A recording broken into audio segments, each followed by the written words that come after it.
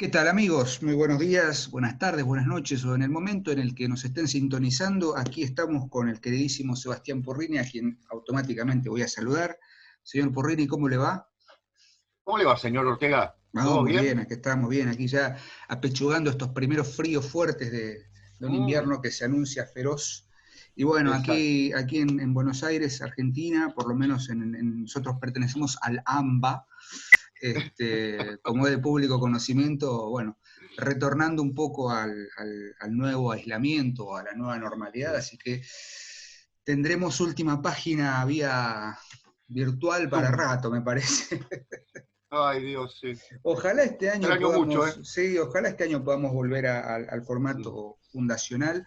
Estamos muy felices, queremos decirlo, con las repercusiones enormes y con todo el cariño que nos han transmitido y también con las observaciones que nos han hecho en el programa número 100 que celebramos el lunes pasado. El viernes no tuvimos nada, ningún video Instagram. subido porque, por bueno, razones varias, técnicas y qué sé yo, pero seguiremos, trataremos este viernes de subirlo por ahí vivos viejos, pero todavía estábamos también disfrutando de las buenas repercusiones que tuvo más de 100 comentarios, que tuvo muchísimas vistas, así que estamos muy contentos con eso. Y bueno, vamos a seguir en la tónica, vamos a seguir acá leyendo hasta que las velas no ardan. Y hoy, Seba, tenemos un tema que, como bien dice la descripción, me parece muy interesante por varios aspectos, ¿no? No solamente por los dos autores que vamos a comentar. Uno de ellos creo que es muy esperado, o no sé, y el otro por ahí no circula tanto en las listas canónicas, pero me parece que lo que vamos a tratar de hacer es justamente visualizar y revitalizar su lectura. Pero además de esto, digo, de leer a estos dos autores o de comentar a estos dos autores, me parece interesante algo que hacemos siempre por ahí, leer también o leerlos Ujú. fuera de la línea más canónica de la que Exactamente. habitualmente se los lee, ¿no? Y Sí. obviamente hacer una mención a esa enorme, enorme literatura que ha nacido en el Perú, ¿sí? Que es la literatura, para decirlo, peruana, que bueno, hemos tratado de hacer alguna aproximación, pero bueno, seguimos en esa misma línea. Así que, sin más preámbulos, vamos a presentar a nuestros autores. Uno de ellos es, como bien, no estoy diciendo nada nuevo, es Mario Vargas Llosa, ¿sí? Y Julio Ramón Ribeiro. Son los dos autores peruanos, ambos, ¿sí? Generacionalmente creo que están cercanos en el Contemporáneos. tiempo, son contemporáneos, si bien obviamente Julio Ramón Ribeiro ya no está entre nosotros y Vargas Llosa sí. Me parece que lo más interesante de leerlos en tándem, ¿sí? Justamente, es porque de pronto la contemporaneidad que los caracteriza o que los une nos permite ver la literatura peruana y a su vez la literatura latinoamericana proyectada en una época, en un contexto determinado, y ver cómo desde estas dos lecturas se puede entender por ahí ciertos procesos que fueron dándose en la literatura peruana primero y después se fueron proyectando o se fueron nutriendo mutuamente con literaturas de otras latitudes americanas también. Entonces, la idea es, bueno, se va a comentar, por ahí usted va a encargar un poco más de Rivero, igual siempre hacemos el dueto, ¿no? Y a mí me gustaría comentar algunos aspectos que obviamente voy a hacer varias aclaraciones antes. No le podemos dedicar 30 o 25 minutos solamente a ninguno de estos autores porque merecen un apartado. Pero bueno, vamos a Totalmente. tratar de hacer lo mejor posible. Sobre todo teniendo en cuenta que Mario Vargas Llosa, de quien empiezo a hablar ahora, es uno de los escritores, no sé si más prolíficos de la literatura contemporánea, Sin es duda. muy prolífico, pero Sí. sí es uno de esos escritores que generan, en mí por lo menos, generan deseos y sensaciones encontradas, pero que es innegable que es un escritor total, ¿sí? O sea, Mario Sin Vargas duda. Llosa es un escritor total. Total en el sentido de que ha transitado por la literatura por todos los caminos posibles, ¿sí? Es Ujú. decir, ¿tiene una formación académica en literatura? Sí, la tiene, pero no se ha quedado con Sí. eso solamente. Tiene Ujú. dos títulos universitarios. Ganó el premio Nobel. Él Exacto. paréntesis, ¿es el premio Nobel de Literatura una condición fundamental para ser buen escritor?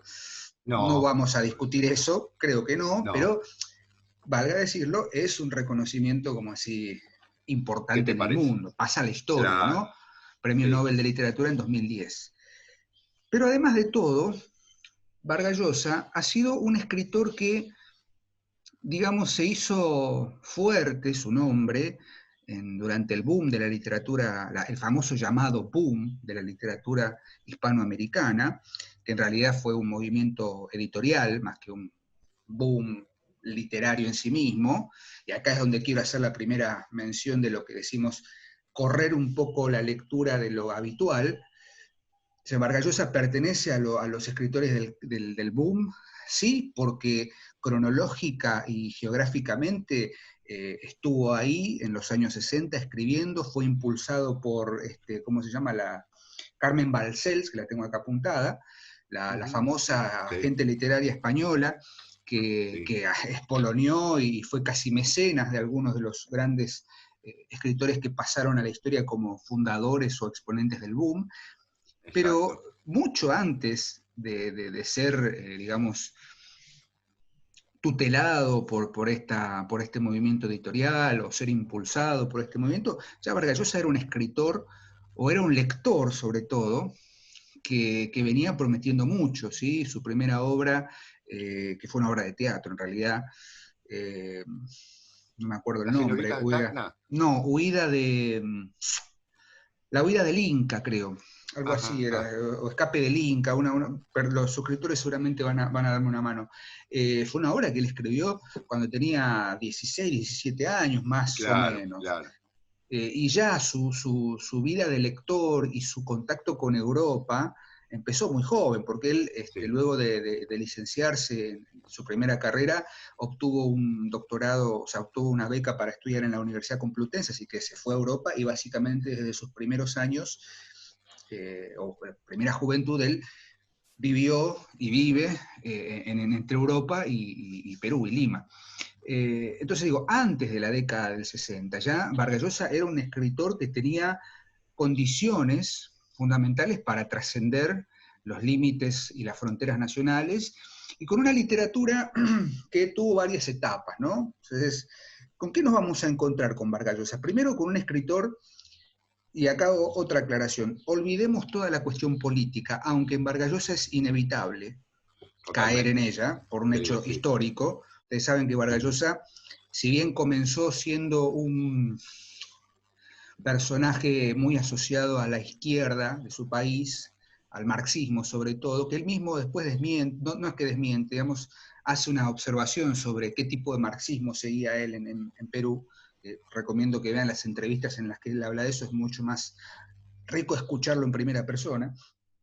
Pero si bien empezó en un principio con el marxismo o con la izquierda, después su ideología política viró radicalmente hacia un liberalismo crudo y salvaje, al punto tal de que en 1990 fue uno de los candidatos fuertes a ganar la presidencia en Perú Sí. por un partido liberal, y, y perdió en segunda vuelta con Fujimori. ¿Sí? Bueno, el resto es historia conocida. Pero digo, sacando esa beta política que por ahí a algunos les puede generar mucho ruido y mucho desagrado, porque lo tildan de traidor, lo tildan de qué sé yo qué, su calidad literaria es mucho, muy superior a lo que, a lo que sus postulados políticos podrían llegar a decir. Sin duda, sin duda. Este, dicho esto, me parece que nos vamos a encontrar, o sea, pensemos qué nos podemos encontrar o hacia dónde vamos con la obra de Mario Vargas Llosa. Primero, me parece que es un escritor que ha sabido plasmar en su media docena de novelas centrales, La ciudad de los perros, Conversación en la catedral, La casa verde, La guerra del fin del mundo, La fiesta del chivo, ¿no? Que son como las novelas por ahí más nucleares, ha Sí. sabido, digamos, amalgamar el concepto de, primero, una suerte de búsqueda estética, muy influido obviamente por la estética y la literatura que él empezó a consumir en Europa, sobre todo en Francia, una búsqueda de un estilo distinto para contar la realidad latinoamericana, específicamente la realidad peruana. Primero, el primer planteo es, bueno, ¿cómo se cuenta la realidad? En dos códigos, la realidad peruana y la realidad como tal, ¿sí? Pero, entonces diría uno, ¿es un escritor realista? No, justamente el problema está en que esa búsqueda estética de querer narrar en sus temas cierta realidad política, histórica, sociocultural, choca o se encuentra con su concepción del arte y de la literatura. ¿Sí? Hay una frase que caracteriza la literatura de Vargas Llosa, es tratar de encontrar en la literatura la verdad de las mentiras, ¿no? Entonces, ahí es donde se convierte, es como el encuentro y la explosión del estilo de Vargas Llosa. Vamos a encontrar en sus obras elementos de la realidad y elementos que nos remiten a una realidad política, social, cultural, sí, por supuesto, pero el código, el modo en que eso está escrito, es totalmente innovador. Uno empieza a leer a Vargas Llosa, y a mí me pasó, por lo menos voy a hablar desde mi primera persona, y se encuentra un escritor totalmente distinto a lo que uno podría estar acostumbrado a leer dentro de la narrativa latinoamericana. Y eso que tenemos ahí, un Carlos Fuentes, que también está escribiendo, un García Márquez, un José Donoso, pero Vargas Llosa es, me parece que primero es el maestro del discurso referido. ¿A qué nos referimos, valga la redundancia, con el discurso referido? Cómo se construyen los diálogos y cómo se construyen las voces, ¿sí?, que intervienen en una obra narrativa. Si uno empieza a leer, por ejemplo, La ciudad de los perros, tenemos un narrador en tercera persona que no es tercera persona porque permite que todas las voces suenen al unísono, ¿sí? Y uno dice, pero ¿qué está pasando acá? No hay signo de comillas, no hay ninguna indicación formal que me diga que habla un personaje o habla otro, hablan todos a la vez, el famoso discurso indirecto, perdón, o discurso indirecto libre. Ya en La ciudad de los perros, que es una novela que tiene elementos autobiográficos, es una novela muy dura porque narra las vicisitudes y vivencias de un grupo de cadetes en la Escuela Militar Leoncio Prado, en Perú, de la cual obviamente Vargas Llosa fue estudiante durante 2 años, fue internado ahí, fue un interno, y cuenta, digamos, todo lo que se vio ahí. Es una novela casi de iniciación, ¿sí?, una novela de pasaje también. Pero después tenemos, por ejemplo, en Vargas Llosa, obras monumentales como, y estoy citando acá, además de La ciudad de los perros, La casa verde, ¿sí?, que es la historia obviamente de un espacio, que es la Casa Verde, que es un prostíbulo, pero que en realidad es una excusa para narrar la historia en tres ejes, y la historia de 3 personajes, o a partir de 3 puntos de vista, pero siempre centrados en un objeto. Y me parece que la consagración máxima, o por lo menos la novela que podríamos decir, ¿dónde está Vargas Llosa en su estado más puro? Así como se suele decir que 100 años de soledad es como la explosión de García Márquez, o la muerte de Artemio Cruz es el eje de Carlos Fuentes, en Conversación en la Catedral. ¿Sí? Conversación en la Catedral, novela de 1969, es la, digamos, obra epigonal del primer Vargas Llosa, ¿no?, del Vargas Llosa de los 60, el Vargas Llosa del boom.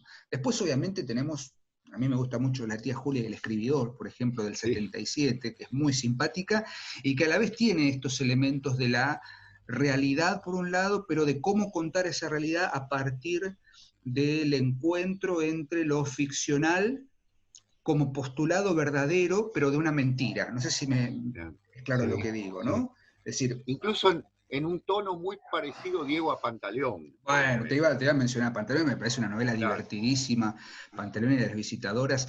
Después, bueno, las transposiciones fílmicas por ahí son un poco no recomendables, pero uno lee, sobre todo a mí lo que me fascina de Pantaleón es el modo de construir los diálogos.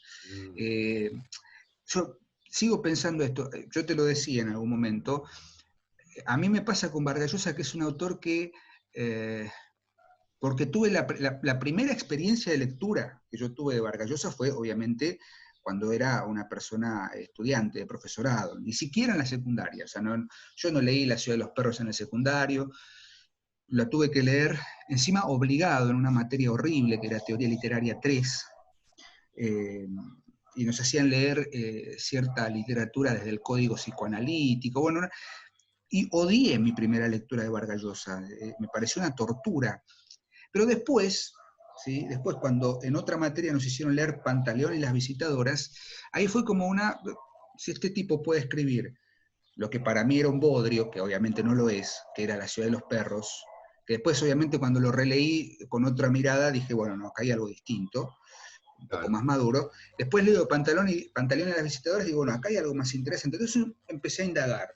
Y con el tiempo fui leyendo otras novelas. Me falta muchísimo, muchísimo de Vargas Llosa, por eso estoy Hay hablando por ahí mucho. del Vargas Llosa más nuclear, pero me parece que se van a encontrar con un escritor, insisto con la primera idea, un escritor total, un escritor capaz de plasmar la realidad histórica del Perú, sobre todo en Conversación en la Catedral, con experiencias autobiográficas, pero a su vez con un continuo diálogo o una continua puesta en diálogo entre cómo narrar eso, cómo hacer literatura. Bueno, la literatura está en el lenguaje, la literatura está en el modo de construir la oración, la literatura está en la sintaxis, en la grafía.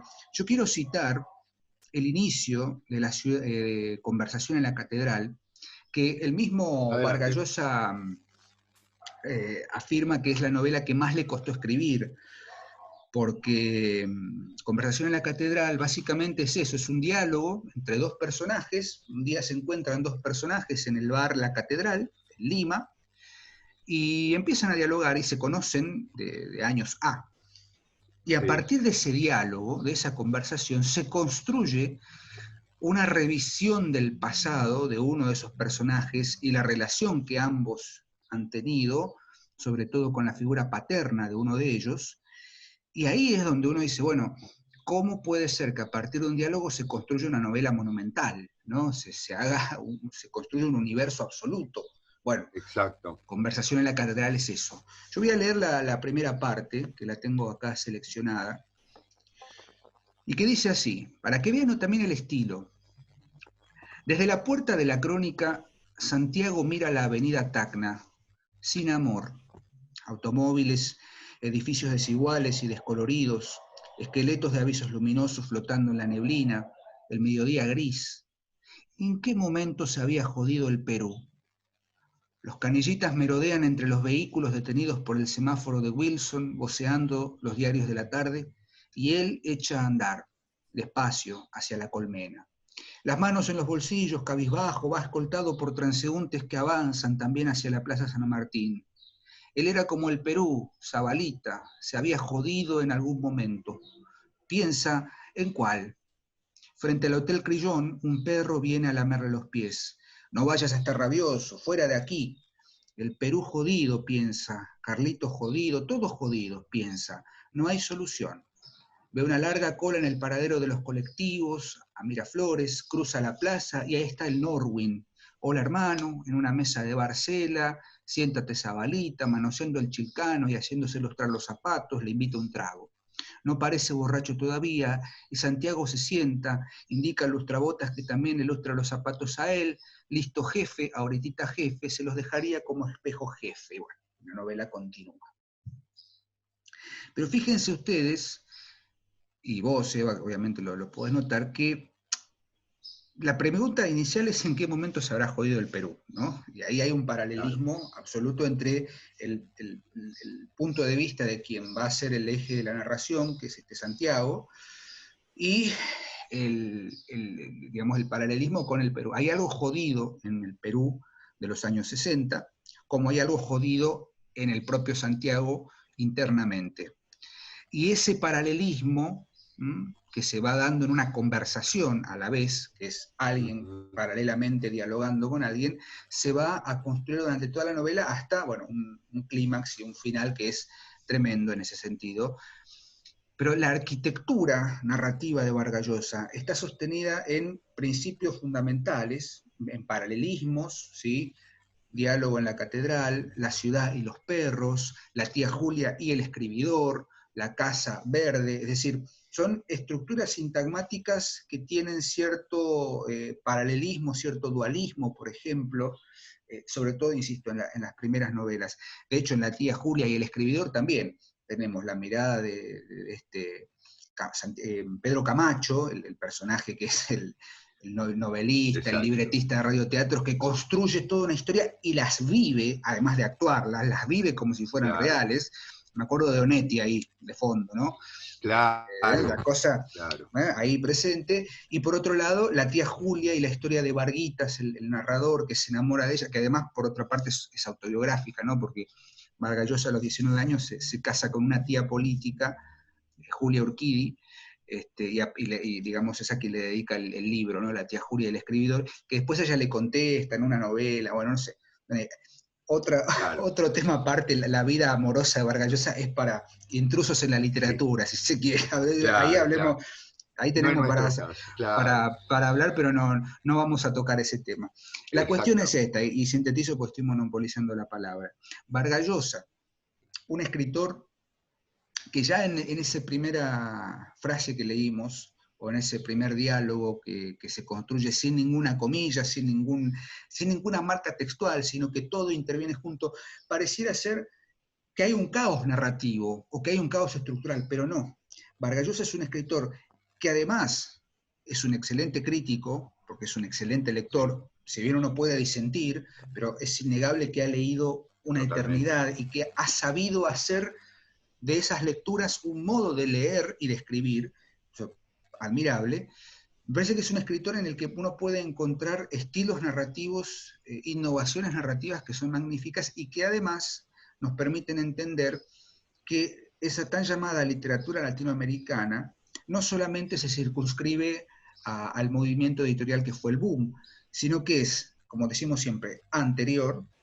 El boom fue obviamente un momento revolucionario que responde también a otros movimientos de la época, pero también estos escritores han seguido escribiendo, y Vargas Llosa lo tenemos vivo todavía, creo que el Sí, año pasado sacó una novela, y es un sí. escritor al que hay que volver siempre, digamos, para encontrar algo distinto. O sea, Totalmente. todas sus novelas son algo distinto. Perdón, Sebastián, me No, colgué al y digo, contrario. bueno, más que nada quería... Me quedé pensando en tanto, ¿no? Porque la verdad que el programa habría que dedicárselo a él solo y tal vez pensar en hacer otro, pero bueno, hoy hemos prometido los dos, ahora ya voy a ir a Ribeiro, pero vos fijate, Diego, que conversación en la catedral, ¿no? Y en realidad también el título está jugando con algo que es parte de la novela. Es una confesión, y el bar se llama La Catedral, ¿no? Es decir, hay un juego con esta idea de que van a un lugar y hay una enorme confesión, porque es una confesión de traiciones, es una confesión de fracasos, es una confesión en medio de una época terrible del Perú, es la dictadura de Odría, ¿no? Un momento grave para la historia latinoamericana, fines de los años 50, comienzo de la década del 60, Perú después va a recuperar una democracia un poquito más,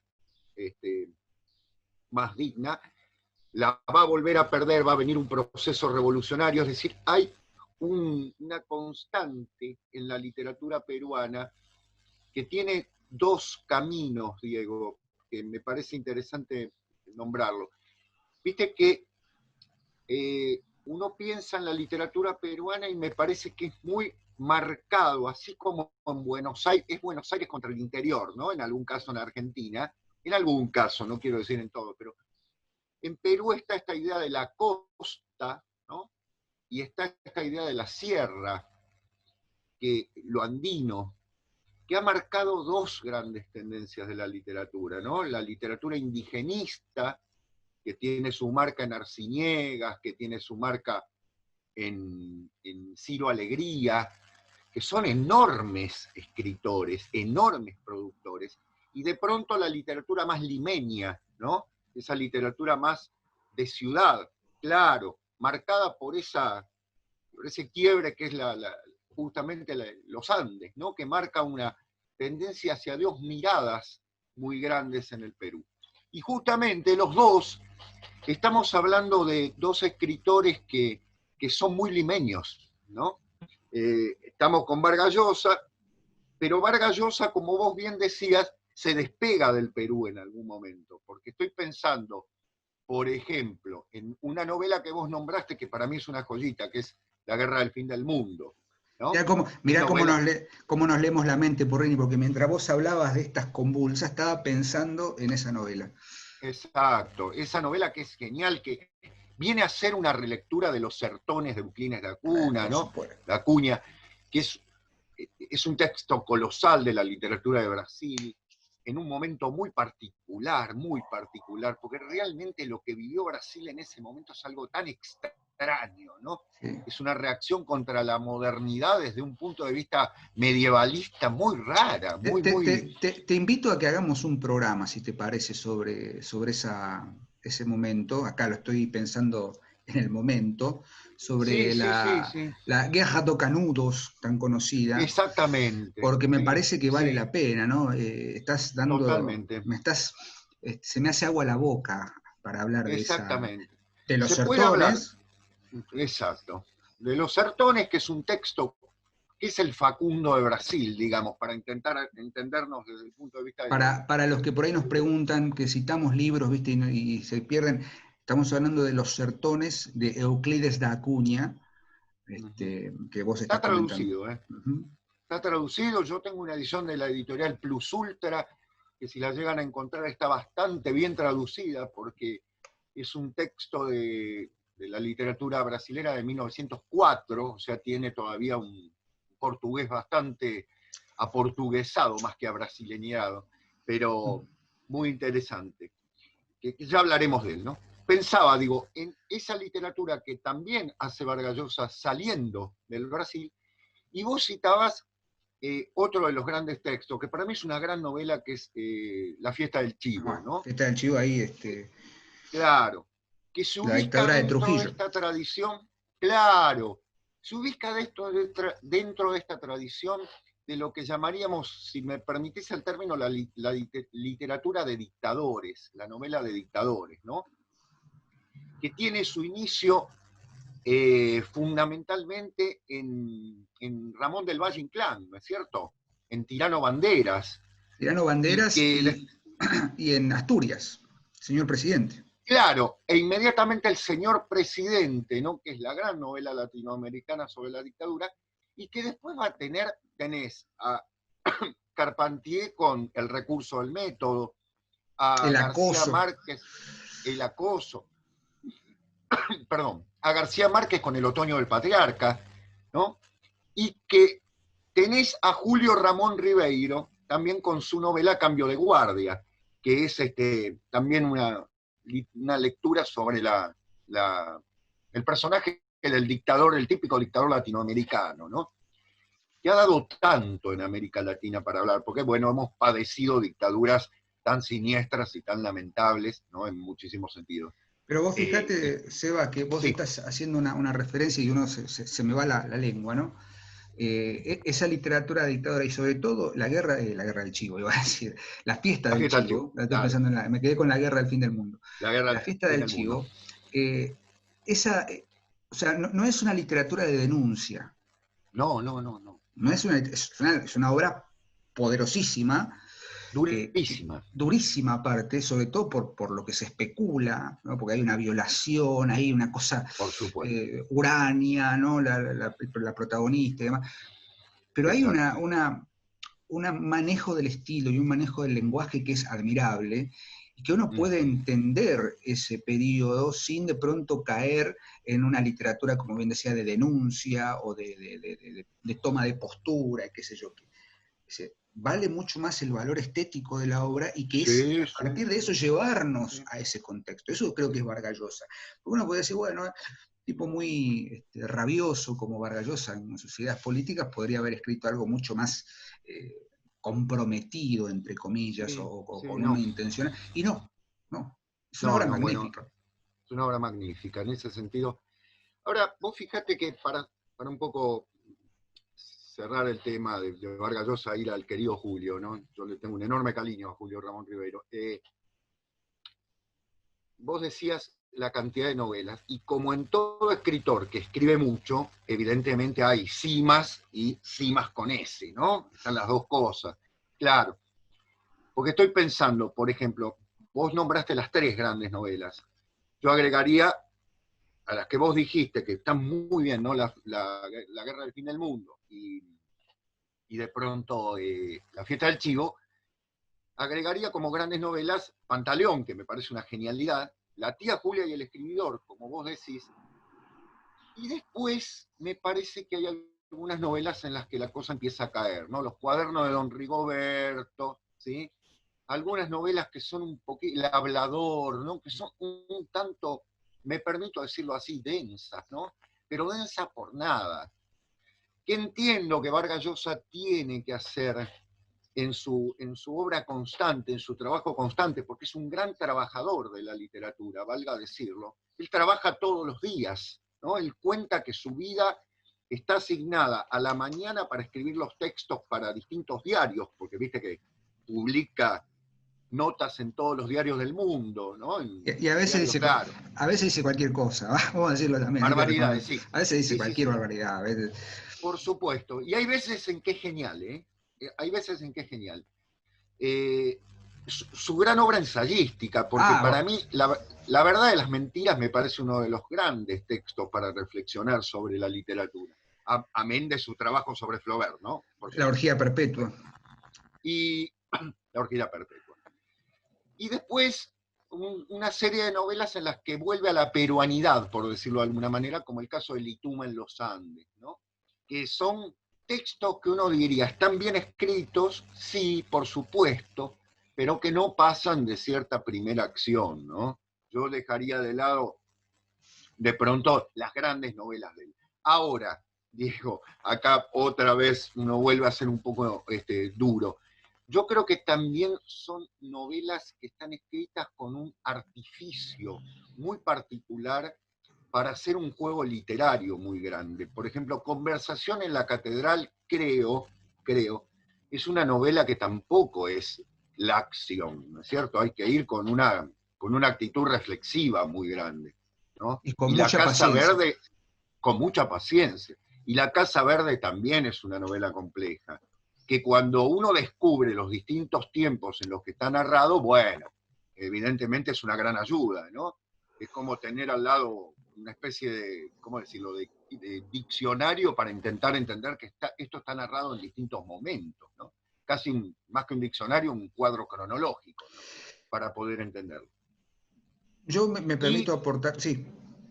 no, y ¿sabes qué novela realmente me ha encantado? Es una de sus novelas cortas, Los Cachorros. Para mí Los Cachorro, Cachorros bueno. es una joyita. Los Cachorros es una joyita, ¿no? En pocas páginas, bien resuelta.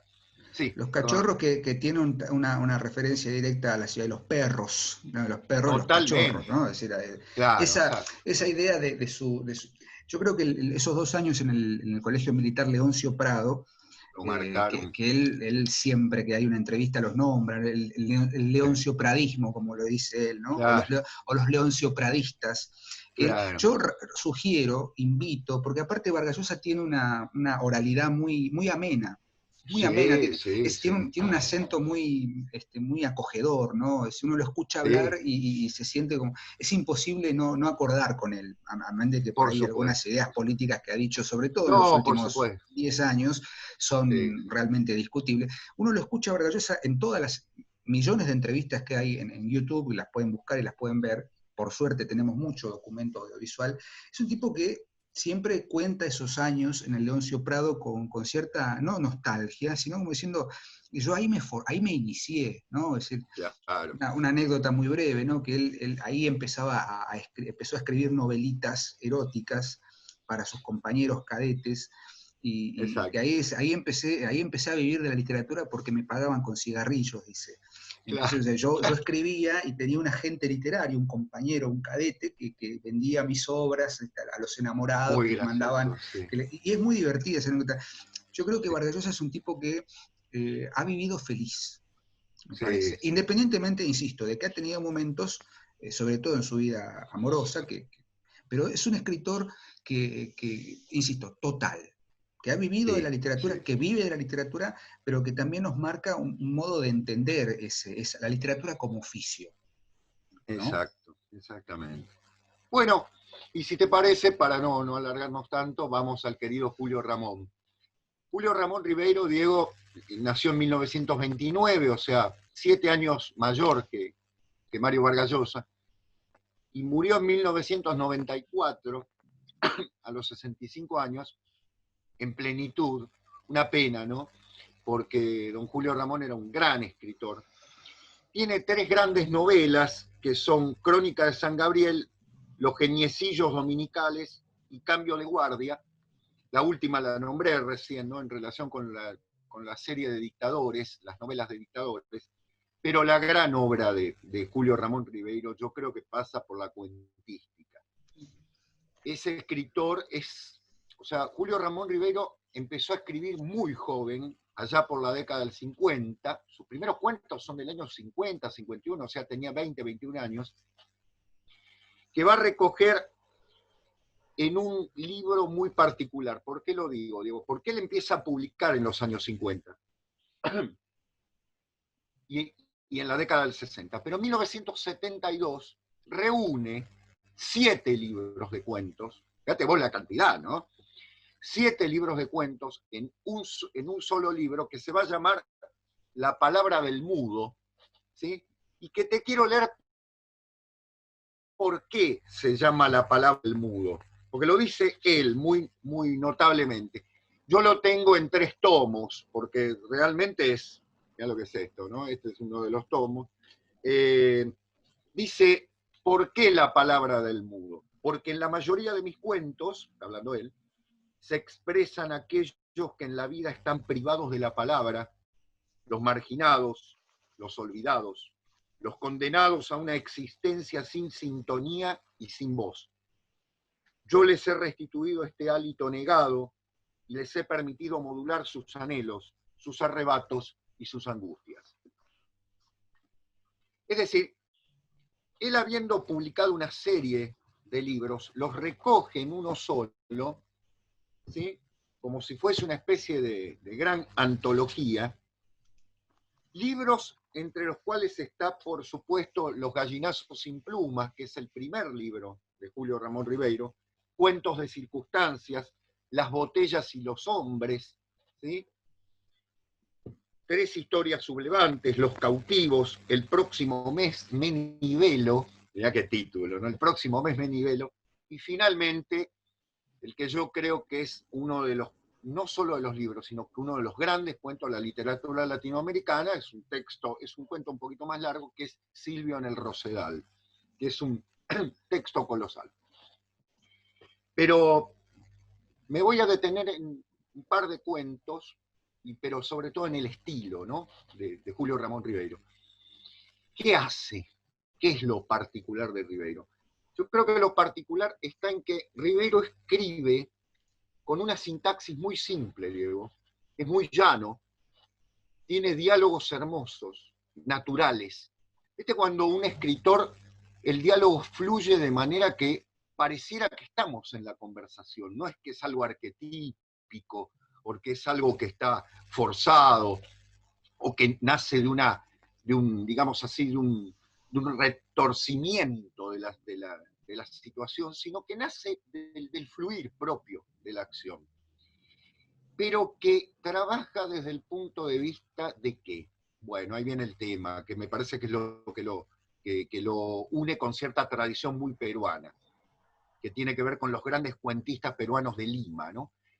Ribeiro toma como personaje al limeño, es decir, al hombre de la ciudad, a este personaje, a veces a la pequeña burguesía, al personaje que ha quedado marginado en la ciudad también, al pequeño trabajador, al proletario, ¿no? Para llevarlo a una acción, al intelectual, para llevarlo a una acción que en muchos casos, dentro del realismo, permite la salida de lo fantástico. Hay un elemento que siempre abre la puerta a una característica que lo puede relacionar en cierto modo con cierto Borges o con cierto Cortázar o con cierto Rulfo, ¿no? Que tiene la particularidad de que sus acciones son momentos centrales. Y en este caso quiero recomendarles uno de los grandes cuentos. Si pueden llegar, acaba de reeditarse la obra cuentística completa de Julio Ramón Ribeiro, acaba de reeditarse, ¿sí? Hay una edición justamente en 3 tomos, otra vez, yo tengo una edición muy antigua, de una editorial que ya no existe, por otra parte, pero acaba de ser reeditado. Quiero recomendarles 2 o 3 cuentos, ¿sí? Para remarcar en este pequeño ingreso. El primero que quiero nombrar es un cuento que a mí me parece de una exquisitez notable y que tiene digamos así, una relación muy particular con su vida, que es Por las azoteas. Por las azoteas es un texto que empieza así, mira, ya que estamos con fragmentos, decimos: a los 10 años yo era el monarca de las azoteas y gobernaba pacíficamente mi reino de objetos destruidos. ¿Quién es el narrador? Es una persona que, ya adulto, recuerda su niñez en Lima. Vos sabés que en Lima llueve muy poco, esto es fundamental entenderlo, llueve muy poco, cae una pequeña llovizna, ¿no? Se dice que la ciudad está llena de tierra por ese caso de que hay muy poca lluvia. Y entonces las azoteas en las casas limeñas son muy importantes porque la gente las usa de baulera. Como no llueve nunca, meten todas las cosas que no usan, ¿viste? Los trastos. Y el chico, este narrador, tiene el sueño de que ahí es libre. Abajo está, ¿viste? Abajo están las tías, la madre, cuidando constantemente que no toque, que no haga, que no golpee, que no rompa, que no se mueva, ¿no? Arriba es libre, entonces puede tirar, ¿viste? La pelota, romper y demás. Uno se imagina a este niño en los años, fines de los años 30, comienzo de los 40, con todas las formalidades. ¿Y qué pasa? ¿Cuál es la acción central a la que los quiero llevar? Y ahí los voy a dejar picando. Que este chico, viviendo en las azoteas, descubre que hay en otra azotea, ¿sí?, un hombre que está tirado en una tumbona, en una especie de reposera, en una situación muy particular, porque pareciera ser, ¿viste?, como que está loco, y que empieza a dialogar. El chico un día se acerca, hay una serie de temores, él se siente el rey de las azoteas, entonces hay todo un conflicto, pero este hombre lo deja pasar. ¿Qué es ese hombre que está allí? Esa es la gran pregunta. ¿Quién es? Es un adulto, pero la edad en un momento dice: hoy cumplo 33 años, y es la edad en la que ya se sabe todo, fíjate todo el simbolismo, ¿no? Y empieza a ver a este chico le asombra sobremanera esa imagen, porque este hombre le abre una puerta. ¿A qué? A la literatura. Pero es una literatura que es peligrosa. No porque sea obscena ni demás, sino porque le está dando una literatura, o si se quiere, hacia el escepticismo. ¿Qué hace este hombre allí? Es una especie de, ¿cómo decirlo?, de anacoreta, ¿no?, en medio de la ciudad. Se ha ido del mundo social para reflexionar sobre, es una especie de filósofo, si se quiere. Y, claro, el peligro de esto es que lo descubran su familia. Bueno, la familia lo descubre en algún momento y, bueno, ahí viene toda una situación. Ahora, la narración está tan bien lograda, Diego, con unos diálogos tan geniales y con pequeños cuentos metidos dentro del cuento, que son alegóricos, ¿eh? Son textos. Los cuentos pequeños que están metidos son alegóricos, pero el cuento en general es simbólico. Eso es lo genial, ¿no?, de Ribeiro. Y en otro caso, otro texto que quiero relatarles, como pequeño regalo y como ejemplo, es Silvio en el Rosedal. Para mí Silvio en el Rosedal es uno de los grandes textos de Julio Ramón Ribeiro, que transcurre en algo que a él le ha gustado mucho. De hecho, su novela Crónica de San Gabriel trata eso. Narra la historia de un personaje que es Silvio, que es un hombre de ciudad que se tiene que hacer cargo de una finca, hereda una finca, lo que para nosotros sería una estancia, Diego, ¿no es cierto? Una quinta, una chacra, ¿no?, una granja, y tiene que hacerse cargo de eso. Y poco a poco lo va ganando, ¿sí?, a este Silvio, que es muy refinado, que tiene toda una mirada muy, muy ciudadana, muy cosmopolita, lo empieza a ganar la naturaleza, ¿no? Y lo va ganando la naturaleza de una manera que él no se da cuenta, pero que justamente lo va llevando hacia qué, hacia las raíces de algo, ¿no? Hacia las raíces de una esencia natural. Que para un hombre como Julio Ramón Ribeiro, que era un lector bilingüe, trilingüe impresionante, vos sabés que era un gran lector de Maupassant, de Flaubert, de todos los grandes narradores franceses del XIX, igual que Vargas Llosa, ¿no? Por supuesto. Que era un lector atento de la literatura mundial. De hecho, sus escritos, tiene escritos sobre, por ejemplo, sobre Calvino, sobre Queneau, sobre el grupo Ulipo, muy interesante, que se han reeditado hace unos años. Todas esas influencias no le hacen perder nunca su enorme raíz peruana. Es decir, Julio Ramón Ribeiro es un escritor peruano al máximo, pero a la vez cosmopolita, eso es lo genial. ¿Es cierto? Que los que no somos peruanos, podemos vivir la experiencia de acercarnos a esa literatura riquísima, a esa Lima tan extraña para nosotros y a la vez tan cercana, ¿no? Por miles de características, a partir de una serie de personajes que te van a parecer por momentos extraños pero normales, ¿no? Que es un poco la universalidad de Ribeiro. Y esta fascinación por la literatura universal no lo lleva nunca a la cita. Vos fíjate que no es un autor que... No te vas a encontrar con citas de autores. Hay libros que dan vuelta, pero no los nombra. Es decir, forman parte de algo que es tácito, ¿no? Que está allí. Sabemos que Ribeiro era un lector colosal, pero no te va a decir, no es Borges, que Borges te va a decir en una página de un libro de Stevenson. No. Ribeiro va a tener a esos autores allí, pero los va a ubicar en su relato sin nombrarlos. Y de hecho uno va a empezar a encontrar la fascinación de Maupassant, la fascinación de los grandes cuentistas del siglo XIX metidos allí, porque es un enorme cuentista. Esa es la característica a resaltar. Y otra de las cosas a resaltar es su estilo. Es decir, más allá de ciertos términos propiamente peruanos, es decir, peruanismos, hablando técnicamente, es una literatura que todo hablante del español, todo lector, todo hispanohablante, puede leer perfectamente. Es decir, es de una delicadeza la prosa de Ribeiro, clara, sencilla, de oraciones breves, con características muy notables, ¿no? Desde el punto de vista de que no hay un retruécano, sino que la acción fluye naturalmente. Todos los cuentos de Ribeiro son un mundo cerrado, es maravilloso. ¿Qué quiero decir? Que no nos vamos a quedar a veces con el desánimo de no tener el final.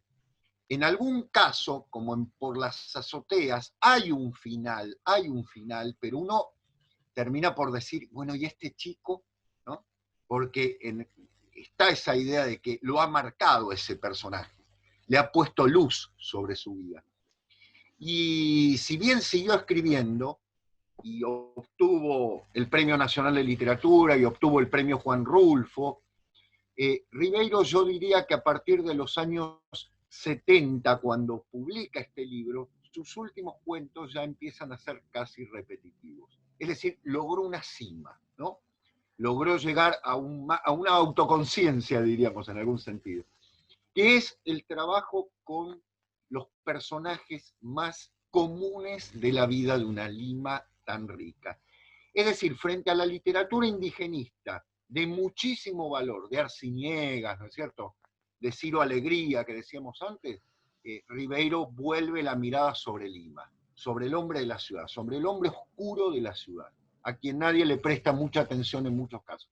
¿Quién es, Diego? Es el hombre de la multitud, ¿no? Son esos hombres que están, hombres y mujeres, que están en medio de una ciudad perdidos, en muchos casos, y que están buscando la esencia de su vida en una acción cotidiana, ¿no? Porque no parece ocurrir nada maravilloso, pero sí ocurren hechos fantásticos en el interior. Eso es muy interesante. Así que bueno, la literatura de Julio Ramón Ribeiro, yo hablaría horas y me pondría a leer textos, porque vale la pena realmente detenerse. No es una literatura para pasar la vista, es para prestar mucha atención, es muy sutil. Es una literatura muy sutil. Yo creo, Seba, que hay mucho para hablar y ahora mientras vos hacías tu exposición, venían a mi mente, hay algo esencial, ¿no? Y que esto, sé que tenemos muchos lectores y muchos suscriptores y seguidores en Perú, así como en México, en Colombia, en Chile. O sea, somos un programa muy visto en grandes países de la llamada Latinoamérica o Hispanoamérica también, porque en España tenemos, aquí en Argentina también. Pero el Perú tiene una literatura que es riquísima en ese sentido. Bueno, le hemos dedicado un Riquísimo. programa a César Vallejo. Me gustaría sumar a José María Arguedas en, Sí, en este sí. comentario, a quien también le demos un programa, y que Arguedas, yo dije Arciniegas, Arguedas, Arguedas. de alguna manera Ah, Arguedas tiene también, ¿no? El zorro de arriba, el zorro de abajo, los ríos profundos y demás.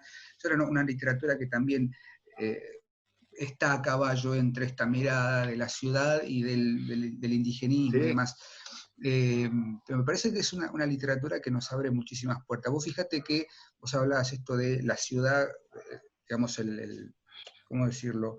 El recogimiento en Ribeiro hacia el personaje de ciudad. La novela, la primera novela de Vargas Llosa, la citamos, La ciudad y los perros.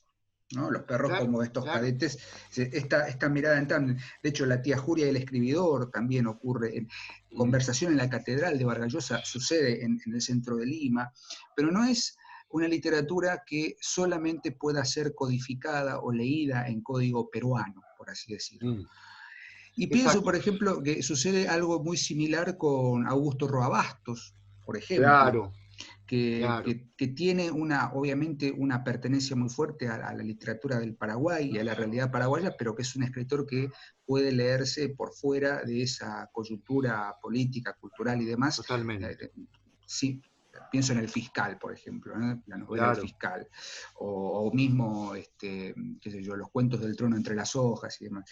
Sí, Eh, Hay una configuración en estos escritores latinoamericanos, e insisto, el boom fue un gran empuje, o sea, sí, y corregimos algo que a veces parece concebido como una verdad dicha así muy libremente, ¿no? El movimiento literario del boom. El boom no fue un movimiento literario, primero, no, como no fue un movimiento del realismo mágico.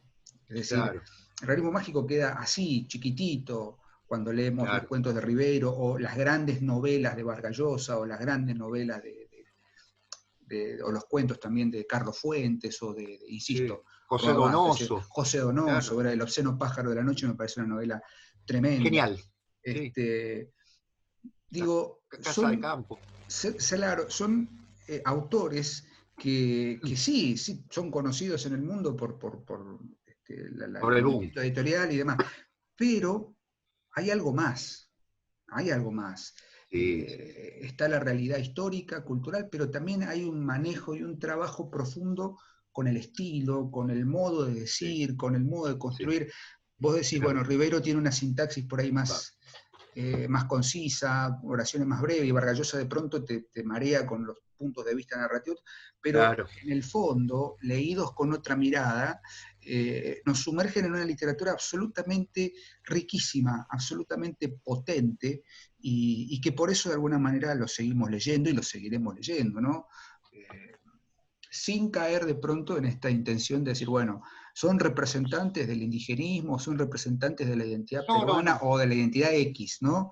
Ujú. Eh, Vargas Llosa toma la guerra del fin del mundo, este hecho ocurrido en Genial, Brasil, y construye a genial. partir de ahí algo universal. Me parece que ahí viene Sí, la idea de escritores totales o absolutos. Pasa que cada vez que digo absoluto me suena a calazo de fondo, pero cadazo, claro. la totalidad como escritores, ¿no? La figura de Sí, esto, sí, sí, el mismo Arguedas, ¿no? Los sí. Ríos Profundos me parece una obra monumental. Así que nosotros queremos invitarlos con estos programas a que vayan a estos autores, que seguramente los deben conocer algunos, y quienes no, los invitamos, Mario Vargas Llosa, Julio Ramón Ribeiro, que son magníficos en ese sentido. Por eso forman parte también de nuestros anaqueles. Exacto. Y Diego, para quien esté buscando, acaba de ser reeditado. Eso es importante porque no es que es necesario ir a bibliotecas antiguas, ¿no? Están reeditados, bueno, Vargas Llosa ni hablemos, pero Julio Ramón Rivero se acaba de reeditar la obra cuentística completa. Hace poquito se reeditaron, hace un par de años, se reeditaron sus textos críticos, que es muy interesante. Era un gran crítico, como lo es Vargas Llosa, ¿no? Ahí me parece, Seba, que volvemos a algo que decíamos quizá de soslayo en el programa anterior. Es muy interesante, y completo tu idea, y complementamos la idea. Escritores como críticos. Exactamente. Claro. Y me pensaba, digo, Ribeiro se repetía, ¿no? Como llegó a una cima y empezó como a volver a los mismos recursos, como Borges. Claro, exacto. Borges también, si Borges... Sin necesidad de caer, ¿eh? No, claro. Es afirmarlo. Es decir, yo en esto creo, como el título del libro de claro. ¿cómo se llama este? Carlos Fuentes, ¿no? Que un librito de ensayos.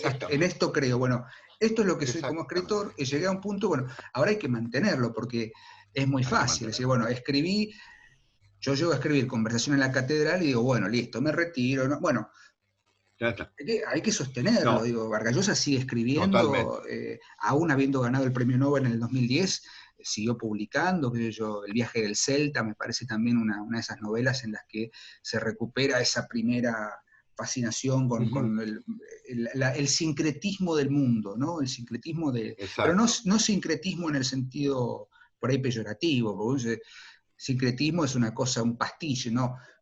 Hay algo mucho más interesante en ese sentido. ¿Sabes qué, Diego? ¿Qué me surge de esto que estás diciendo? Que lo decíamos antes también. Yo encuentro en Vargas Llosa y en Julio Ramón Rivero un término que es el del escritor como un trabajador.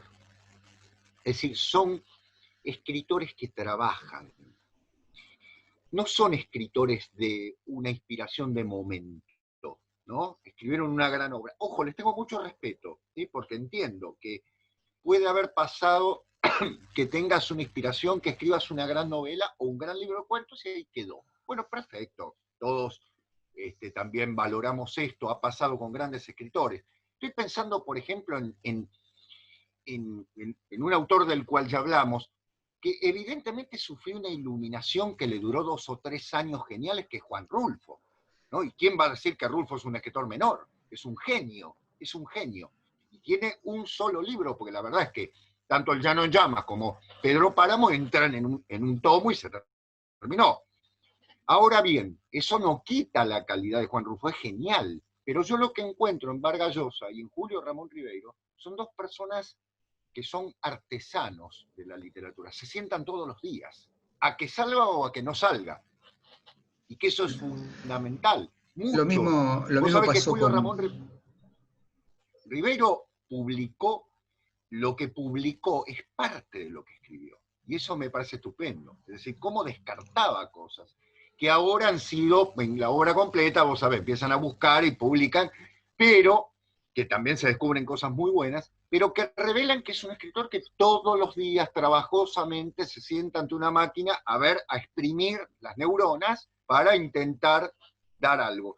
Que en algunos casos, bueno, no da, pero es el trabajo también, no es un músculo que se trabaja.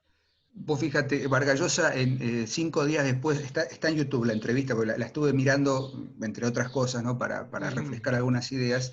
En la televisión francesa lo entrevistan 5 días después de que pierde las elecciones en el año 90, la segunda vuelta que gana Fujimori.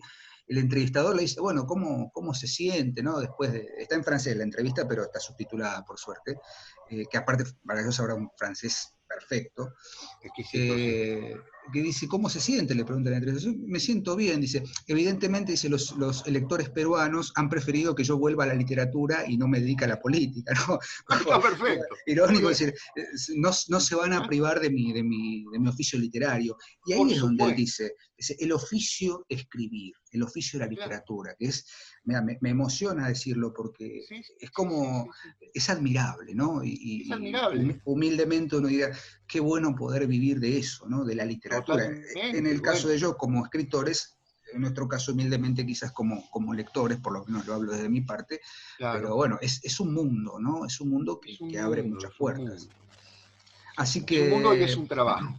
Sí. Nada, Seba, creo que hemos cumplido con el cometido del proyecto del día de hoy y podríamos darle un cierre al programa. Y bueno, anunciar que esto que decía me interesó, esto de por ahí dedicar un espacio, tal vez lo podemos hacer en Instagram, que por ahí es un poquito más dinámica la propuesta, Sí, de leer sí, fragmentos, ¿no? correcto. Podríamos dedicar, ¿no? Un especial o Con un gusto, espacio con a gusto. leer fragmentos de, qué sé yo, lo que nosotros consideremos Exacto, como interesante y comentarlo, ¿no? por También supuesto, por supuesto. para no circunscribirnos siempre a un autor o a un tema. Exactamente, Pero exactamente. bueno, estén atentos, como siempre decimos, a las publicaciones en Instagram, a los proyectos que estamos teniendo que ya van a cobrar forma, que ahora que se confirma esta cuarentena ad aeternum, vamos a... y que se vienen las vacaciones de invierno acá en Buenos Aires, así que ahí Claro, vamos qué a tener, suerte, ya vamos a dejar de transitar los espacios virtuales para la enseñanza y por ahí dedicarnos un poco más a leer y a sin duda. presentar, a preparar nuestros proyectos postergados. Así que bueno, Seba, yo estoy muy contento con el programa de hoy y creo que no cabe agregar nada más. Simplemente decir que acá estamos, que seguimos leyendo y seguimos firmes frente al cañón para seguir proponiendo lecturas e intercambiando ideas con los suscriptores. Está el proyecto también de hacer algún encuentro con los suscriptores, pero lo dejamos ahí. Vamos a ver cómo lo organizamos. Si la tecnología nos Bien, permite, por ahí podemos hacer un pequeño encuentro, hasta si se quiere algo sostenido en el tiempo. Bueno, ya tendrán novedades de eso. perfecto. Seba, te mando un gran abrazo, ¿te parece? Cortamos aquí Lo el mismo, un abrazo programa enorme, y un Mario abrazo enorme. Vargallosa, eh, Ribeiro, escritores a los que hay que volver y hay que revitalizar, ¿sí? Un abrazo enorme, Diego. Un bache televisivo. Nos quedamos, nos quedamos. Adiós, gracias. Chao, nos vemos el próximo lunes. Chao, Seba. Adiós.